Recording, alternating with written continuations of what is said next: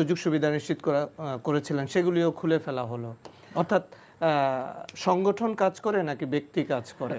আমাদের এখানে সাংগঠনিকভাবে আমাদের যে বেশ ভালো একটা বড়সড় অ্যালামনাই আছে, একই সাথে অ্যালামনাইটা আবার আমাদের উপর ট্রাস্ট রাখে দীর্ঘদিন ধরে।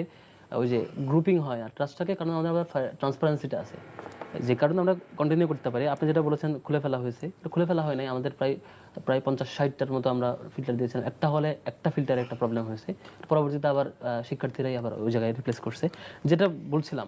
তো আমাদের এই সুযোগটা আছে যে হাইয়েস্ট মানে করে, যেমন আমাদের শিক্ষার্থী বোনদের ভেন্ডিং মেশিনের প্রয়োজন ছিল। আমরা প্রায় অনেকগুলো ভেন্ডিং মেশিন একেবারে প্রস্তুত, কিন্তু এখন দেই নাই। তখন আবার ডাকসু আচরণবিধি লঙ্ঘন বা এখন দেওয়াটা উচিত না, এই শুট আসবে জন্য দিই নাই।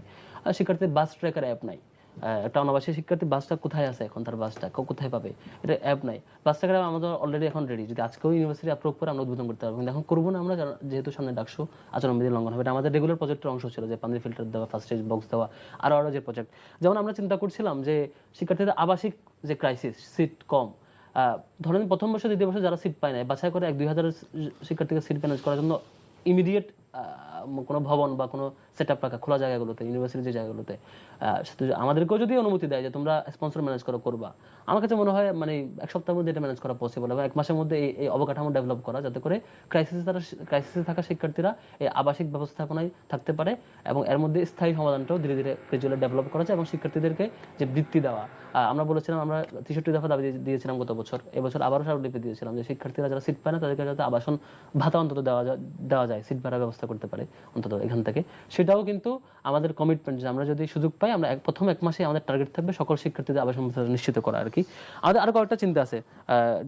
আমাদের যে শিক্ষার্থীরা যারা এখান থেকে বের হয়, তারা 3টা সেগমেন্টে প্রাইমারিলি ভাগ হয়। একটা হচ্ছে জবে যায়, চাকরিতে, একটা হচ্ছে হায়ার স্টাডিতে যায়, একটা হচ্ছে উদ্যোক্তা হতে চায়। 3টা সেগমেন্ট প্রাইমারিলি, 3টাতেই ভালো সুযোগ আছে। যেমন যারা জবে যায়, বিশ্ববিদ্যালয় যদি ক্যালেন্ডারের অংশ হয়ে জব ফেস্টের ক্যাটাগরি বেসিস জব ফেস্ট আয়োজন করতে চায়, এটা খুবই সহজ জিনিস, কিন্তু বিশ্ববিদ্যালয় এটা করে না। কিন্তু আমাদের সে দায় আছে, আমাদের এটা করা দরকার। এটা করলে মোটামুটি চাকরির ব্যবস্থা হবে। তারপর সেম যারা বাইরে যায়, বাইরে একটা যিনি বাইরে আছেন, তিনি যিনি দেশে আছেন, তার সাথে কোঅর্ডিনেশনটা দরকার। এই যে কোঅর্ডিনেশন না থাকার কারণে সে কেমনে যাবে, একটা পেপার কেমনে রেডি করতে হয়, কি ফ্যাসিলিটি পারে, আমরা অলরেডি এটা করেছি। আমরা দেশের বাইরে যারা যারা আছে আমাদের অ্যালামনাই, প্রত্যেক দেশের আলাদা আলাদা একটা অ্যালামনাই বডি ফর্ম করেছি। আমাদের চিন্তা হচ্ছে ডাকসুটা শেষ হলেই এই পাবলিকলি এই অ্যালামনাই, যেমন কানাডায় যারা যাবে, ইউএসএতে যারা যাবে বাইরে, এই বডির কাউন্সেলিং করবে, তারা একে অপরের সাথে সামগ্রিক বিষয় তত্ত্বাবধান করবে এবং যেতে পারবে। লাস্ট, জব কেন্দ্রিক হচ্ছে জব কেন্দ্রিক একটা 3rd ইয়ার 4th ইয়ার থেকে জব কেন্দ্রিক র্যান্ডম বিক্ষিপ্তভাবে লাইব্রেরিতে না পড়ে, তাদের যদি একটা ভালো গাইডলাইনের মধ্যে দিয়ে যেতে পারে, ভালো সাপোর্ট সিস্টেম থাকে, এটাও ডেভেলপ করা পসিবল আর কি। আর হচ্ছে